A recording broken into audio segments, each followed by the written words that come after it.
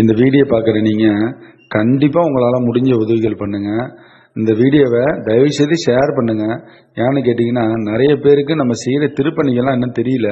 அதனால் இந்த வீடியோ பார்க்கட்டும், அவங்களால முடிஞ்ச உதவிகள் பண்ணட்டும். அதுவும் ஒரு புண்ணியம் தாங்க. இந்த சுவாமி பார்த்தீங்கன்னா தன் தரையில் இருந்துச்சுங்க.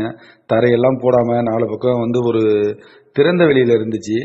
ஏதோ ஒரு அமைப்பு மூலயமா ஷெட்டு போட்டிருந்தாங்க. நம்ம போயிட்டு அந்த சைடெல்லாம் சீட்டு வாங்கி அடைச்சி முன்னாடி கேட்டு போட்டு வாசப்படி வச்சு சுவாமிக்கு பீடங்கள்லாம் கட்டி சுவாமியை ரொம்ப கம்பீரமாக மகாராஜாவாக வச்சுருக்கோங்க. பெரிய புண்ணியங்க. இந்த பார்த்தீங்கன்னா இந்த சுவாமி கும்பகோணத்துலேருந்து திருவாரூர் போகிற பஸ்ஸில் நிறைய பேர் அந்த வழியாக போகிறாங்க வராங்க. எத்தனையோ வண்டி வாகனங்கள் போகுது.